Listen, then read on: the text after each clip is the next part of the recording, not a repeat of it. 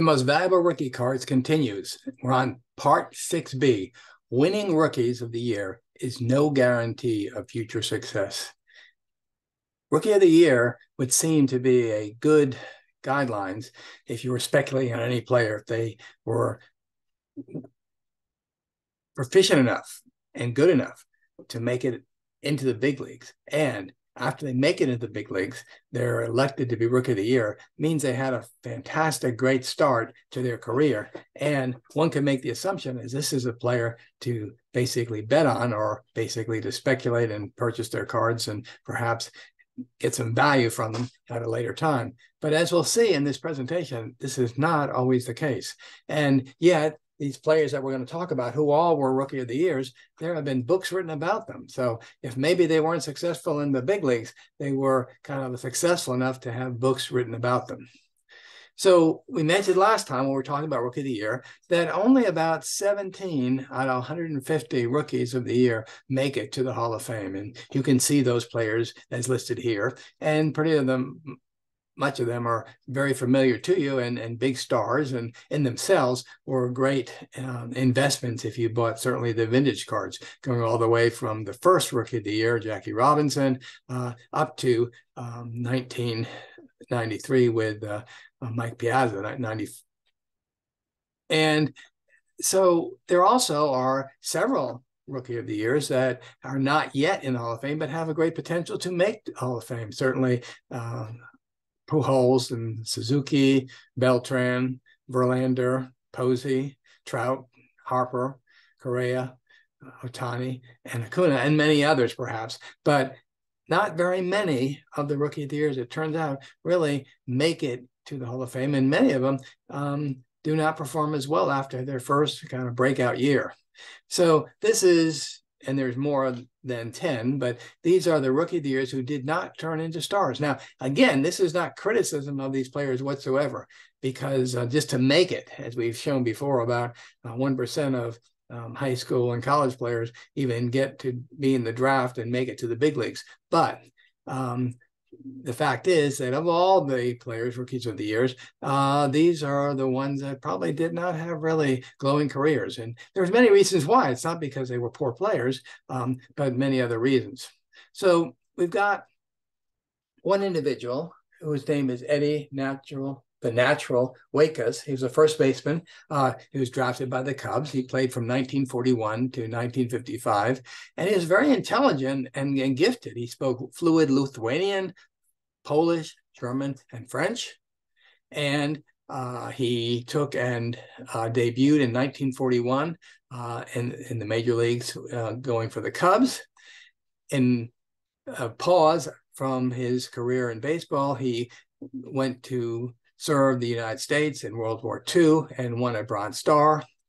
And in 1946, he was shot by a stalker, a female named Ruby Steinhagen, because of his trade to the Phillies from the Cubs. And she was a real, apparently, Cubs fan, but also after she shot and almost took his life, she did not go to prison, but went to a mental institution. It was that same year that Eddie Waitkus was actually got what at the time was similar to what is now called the Rookie of the Year. It was called the J. Lewis Comiskey Award of the owner of the White Sox.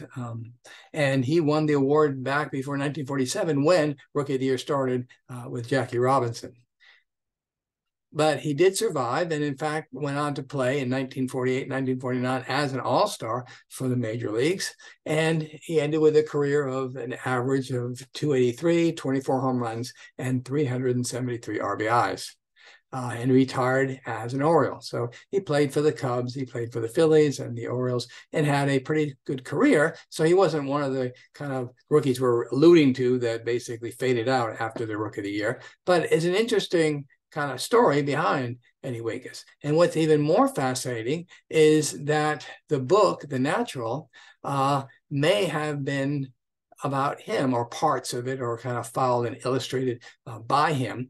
And it turns out that several books were written after his death in 2002 and 2006 that referred to him as the Natural, the story of Eddie Waitkus. And supposedly he was a player who inspired that novel, The Natural. It was a 1952 book, and he was named this because of his natural swing. So where the name came from. Now, in the story, he's portrayed by Roy Hobbs, who is a talented athlete whose promising career is derailed by a youthful indiscretion. And this is turned into a movie in 1984, starring Robert Redford as Roy Hobbs. And the story goes around the fact that Roy Hobbs makes a comeback as an aging player as he struggles to achieve greatness in the midst of recreant temptations, becomes the subject of an epic story about our natural need for heroes and our simultaneous desire to see them fail. So a very kind of well-known movie, well-known book starring Robert Redford. And some say that the character that it's after is this Eddie Waitkus. But there also, as crazy as it sounds, was a individual who played baseball named Billy Jurgis, who was shot by his girlfriend at a hotel. And that some even feel perhaps the story is based on him. And Billy Jurgis also survived that attack and went on, and he was actually the manager of the Boston Red Sox. This is a 1960s Topps card. So interesting story behind this Rookie of the Year, and goes back to the 1940s to 1955. And here's the actual star of that movie, and people well know Robert Redford. It's amazing that in terms of the world of the cards, that there are this many cards that have been basically made for Robert Redford, who never played baseball in the major leagues, but several cards are available, all kind of vintage Topps cards or beyond that portray him as a baseball player and played in this movie. So another interesting baseball player that was Rookie of the Year was Sam the Jet Jethro. He was center fielder for the Boston Braves, and he first major league debut was in 1950. And from 1942 to 1948, as was the case in terms of this era of our country, that he played in the Negro Leagues. And he won 2 batting titles in that league, over 347 seasons he batted, and also had a World Series title in that league. So kind of a real excellent ball player in the Negro Leagues, and had the opportunity to make it to the major leagues after Jackie Robinson broke the color barrier. And as many teams that kind of acquired Black players during that time, he was the first Black player that played for the Boston Braves. And he was 1950s National League Rookie of the Year, and older because he had already played in the Negro League. So he was 32. In that particular year, he batted 273, scored 100 runs, had 18 home runs, 58 RBI. So a very good season for the first year into the major league. He led in stolen bases twice, so he's a speedster and a switch hitter. So you can guess where he got the nickname, the Jet, from his speed. In 1954 was his final year, and his career numbers were 261 batting average, 49 home runs, 181 RBIs, and 98 stolen bases. And what I'm doing in these cards, as I'm showing to you, this is where you begin to see the value of collecting that.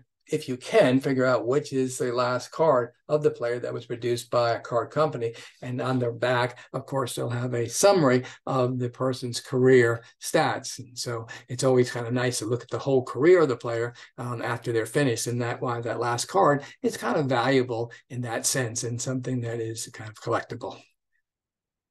So now we're going to look at another player whose name is Ken Hubbs. And he played from 1941 to 1964. And what's interesting is, as a child, Ken had a hernia and wore leather truss. So he had kind of difficulties, physical difficulties early on. And he went from the little league and eventually through the years and so forth, made it to the big show. It's kind of interesting because they'll talk about that 1 in every 64 little league players will make it to the show. So a very small percentage of people that go into the little league eventually make it to the big leagues, just as we've said in terms of even high school and college. The doctor said, because of this hernia, that he would never be able to do what other kids were able to do in sports. Well, how wrong they are. So he, in question mark, is sometimes referred to as a person who is portrayed as the natural in the book. But in 1962, this goes against what the doctor predicted. Hubbs was a top-notch athlete in high school. Baseball, he was recruited to play football for Notre Dame and to play basketball for UCLA under Coach Witt. So a very competent athlete above and beyond, and despite that he had these early difficulties as a child. In 1962, he was the Rookie of the Year and the first one to win the Gold Glove Award as a Rookie of the Year. Unfortunately, he was in a plane crash in 1964, which he died. And Topps came out with a card that same year in memoriam to it. And this is his last card. And again, summarizes his career and his stats of this player. So what's also interesting, his name is Ken Hubbs, and the player that's in the natural is Roy Hobbs. So the difference in their last names is the difference with an O and a U. But again, these are speculations that he was the one who basically was perhaps the star of the natural. Another player that really is kind of a neat card to collect because Joe Charbonneau was actually had the worst drop-off in performance following Rookie of the Year. He has the honor of basically being this kind of Rookie of the Year, this fantastic first-year player, and he has a major fall, as we'll see as we describe his experience of Joe Charbonneau. So Joe was, in 1976, the 35th pick. So a lot of these individuals who get to be Rookie of the Year are not necessarily real high as a draft pick. So they kind of start off somewhat lower and then go high. And as we'll see, they go lower after the Rookie of the Year. So in 1980, he got awarded the Rookie of the Year. He played in 131 games. He had a 289 batting average, 23 home runs, and 87 RBIs. And obviously, he was traded from the Phillies to the Twins and to the Indians at the time he basically made to the big leagues. In 1981, he experienced back injury in spring training. So again, we can be critical of the fact that he had such a drop, but you'll see many times it can be attributed to injuries. And also this season was interrupted by a strike. So that fall that he's going to experience is perhaps beyond his control. So he went in 138 at-bats during that season. His average dropped to 211. He only had 4 home runs and 18 RBIs. And you'll see that, of course, in his rookie year, he got all these accolades. It was written up in books and so forth, and even wrote a book, Super Joe. But when this terrible year occurs, 1981, he's put down to the minors. And while he's in the minor leagues in 1982, the fans were jeering at him in terms of his drop, in terms of performance and production. And so he made an obscene gesture, as you see to the right, back to the crowd. And that gesture was the beginning of the end, and it was the end of his career, and he was quickly released. And this was his last year baseball card in 1982. And you can see on the back that basically he played a total of 201 games, batted 266, 29 total home runs, and 114 RBIs. So not a really glamorous career in baseball for how much of a potential that he had, but even goes beyond that if you kind of study a little bit about this kind of player. As you see him kind of sitting here in an odd kind of tux in the playing field. But there are tales that dealt with Charbonneau's prodigious strength, his imperviousness to pain, and wonderful things he could do with a beer bottle. Now, what do we mean by this? Well, it turns out that in 1977, remember that was the year he was kind of picked up by the Phillies. He quit them, fighting with management, and he quit them and went on to play softball. So he gets picked up and then leaves the team and goes and plays softball. His background is, and prior to playing baseball, he boxed bare knuckle and boxcars for money. Went to Mexico, and a fan stabbed him with a penknife, hitting his rib, and the assailant who basically stabbed him got off with a fine for $2. And then he used to consume beer through his nose, which is kind of odd in itself. He dyed his hair, even though he's a young man, did his own dental work, and then fixed a broken nose with pliers and shots of Jack Daniels. And if you kind of look in the music world, he's the subject of a song, Go Joe Charbonneau, and it reached #3 on the charts. So kind of a what is going on type of background for this baseball player who is noted to have the greatest fall after a superlative Rookie of the Year season. So now we're going to move to a player that it's kind of a sad story. And I say sad because if you understand addictions, this is not, people don't choose to be addicts. So this is not something to be critical of this particular player, but look at the struggles that he went through as an addict, and also being a great potential in baseball. So Steve Howe was a 16th draft pick in 1970, so pretty high up. In 1980, he debuted and won Rookie of the Year, and had 17 saves, which was a major league rookie record at the time. He in 1981 he was in a World Series, and in 1982 he was chosen as an All-Star. 1983 he checked into a rehab clinic, so we're starting to see that there is some addiction problems, maybe alcohol, drugs going on here, as he is basically going to try to dry off or beat the habit in a rehabilitation clinic. And during this time after that, he goes back and forth to baseball. He is suspended 7 times total on the accusation of drug use. In 1989, with all of this kind of woes of this addiction, he basically writes a book called Between the Lines, One Athlete's Struggle to Escape the Nightmare of Addiction. And this was his autobiography. So another book comes out from a player who's struggling. In 1992, he got a lifetime ban, but it was overturned, and he was the second player on this era that basically had a lifetime ban. The other player was Ferguson Jensen. He was the first that basically had a lifetime ban. His also was overturned. His career basically then was derailed due to alcohol and cocaine. So he really had so much potential, but never lived up to it due to the interference of his addiction. In 2006, very sadly, he died in a car wreck, and he was under the influence of methamphetamine during this car wreck. And then you can see his career. And again, you can look at some of the last cards that are available, and it talks about he had a career of one-loss record of 41-41, a 3.03 ERA, strikeouts of 328, and 91 saves. So a very sad story about a player that had real potential and as a pitcher. And this is all too familiar because many people will know the name Darryl Strawberry, Darryl the Strawberry, and a incredible potential ball player. He was actually the #1 overall draft pick in 1980. So he starts off with a bang right out the gate, even before he plays a major league game in terms of his credentials prior to the big leagues. And he was phenomenal. He was 6'6", feared strugger with massive potential. And it's unfortunate that all this potential kind of went unfulfilled in terms of he probably would have easily made the Hall of Fame. In 1983, he won the Rookie of the Year. He was 8 times an All-Star. He won the World Series with the Mets and twice won the World Series with the New York Yankees. And these are his kind of popular cards for that particular episode in his life.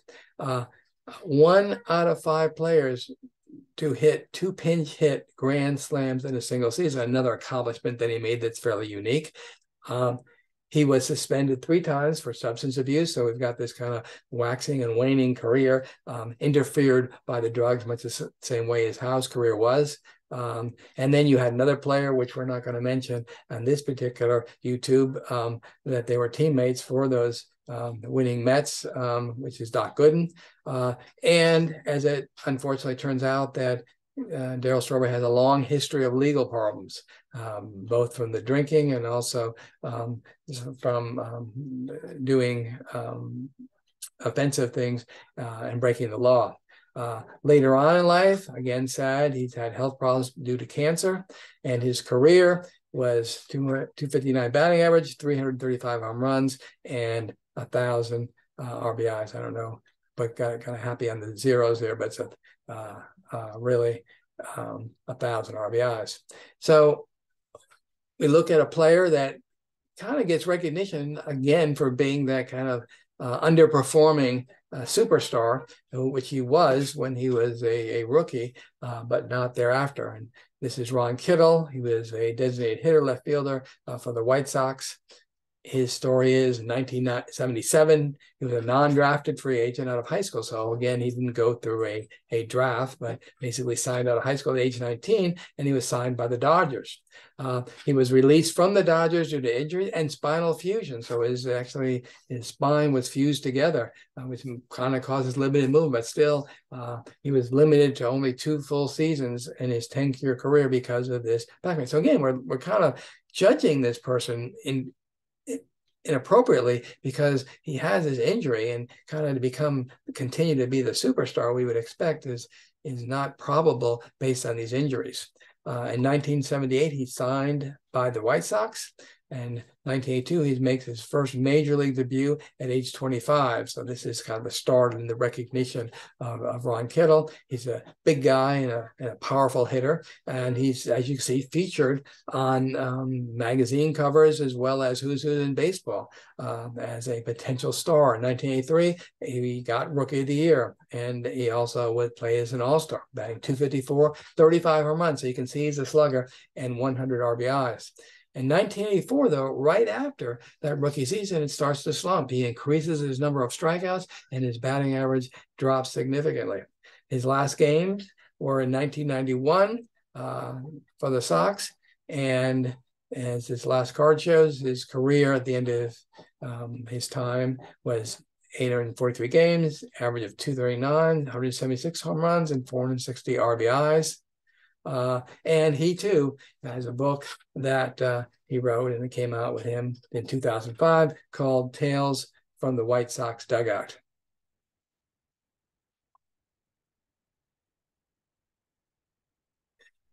Moving on, 1992, we've got Pat Listash. He's a shortstop and begins his career with the Brewers. He was in 1988, 133rd draft pick, again, following that pattern of really not a high draft pick, though later making as Rookie of the Year. In 1992, he made his major league debut and Rookie of the Year with 54 stolen bases, batting .290, 1 home run, 168 hits, and 93 runs. Wins Rookie of the Year.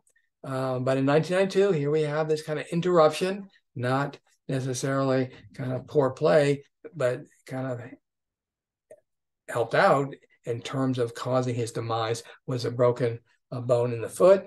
He was traded to the Yankees as a backup for Derek Jeter, but he denied that trade because of this injury when the doctors examined him. So in his career, he batted .251, had 5 home runs, 143 RBIs, and 116 stolen bases. And you can see in his last card, but his last team to play for, as this card shows, was the Houston Astros. Now we have a player, a large player, played first base and designated hitter for the Royals. And his story is that he was a 48th draft pick out of UCLA in 1988. In 1993, he made his major league debut. 1994, at the age of 26, he was Rookie of the Year. And that year, he batted .282, 24 home runs, and 64 RBIs. So it was always, and in the world of baseball, there's always kind of criticism in terms of one's size and weight. And so he weighed, when he was in his prime, 245, and he was 6'1". That means he had a BMI of 32, and above 30 is considered obese. So you see the pictures of him here on these cards, and one kind of ridiculous card that was put out by Pinnacle. Always kind of, he's made fun of for kind of posing the way he did for this card. But in the other picture, you can see he's a pretty substantial guy. But despite how much we want to criticize weight and so forth, he was still obviously able to play at a very high level in spite of that. In 1998, he retired as a Tiger, And again, injuries take their toll. He had leg injuries and eye problems. And then we have his last card. And you can see the way he's pictured here, he certainly looks like he's a bit overweight, but still performing at a major league level, which is pretty impressive.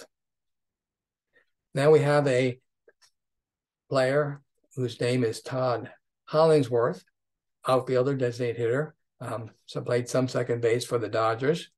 He was the 80th draft pick in 1991, and he made his major league debut with the Dodgers in 1995. So we have some of his cards. And you'll see a lot of the way that this players are presented is I'm presenting kind of their first card, which you'll see most of the time is the Bowman, and occurred either before they became a rookie or soon after. And then we have a kind of interesting card that was in the Stadium Club of him at the time. 1996, he was Rookie of the Year. And what's interesting about this, because he was a player for the Dodgers, as the Rookie of the Year, he was the 5th consecutive Dodger to be voted in as Rookie of the Year. The other 4 were Erik, Mike Piazza, Raul Mondesi, and Hideo Nomo. And Hollandsworth's stats for that particular Rookie of the Year were 288, 12 home runs, 59 RBIs. In 1997, another injury that we kind of see impedes these players from kind of continuing their success. He has a broken bone near the elbow and 2 leg injuries, one of which causes a season-ending injury. So that season is out. And in 2004, he had another season-ending injury. So his career is not really going to be that long if we consider that several of the years he was disabled. He played for other teams for a while. And this is kind of the demise that happens in all these places. We'll see throughout the course of these the YouTubes, is they're traded a lot from the Braves to the Indians, to the Reds, to the Cubs, usually sent down to a minor league affiliate until they finally retire. And his exit card shows a career of 273, 98 home runs, and 401 RBIs.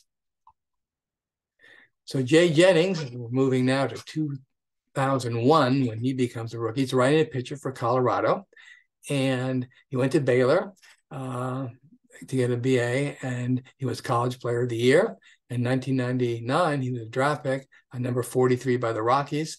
2001, his major league debut, and he was Rookie of the Year that year. Had a 4.56 ERA, 16-8, 1 loss, and strikeouts were 127.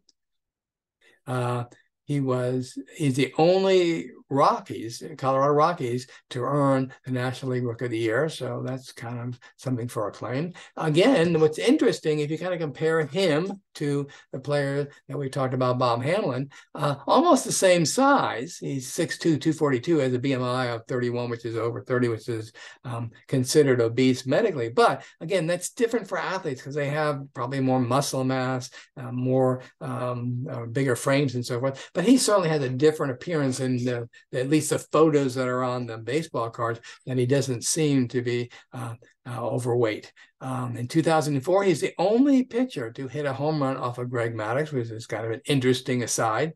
2008, he's on the disabled list, and it was a season-ending injury.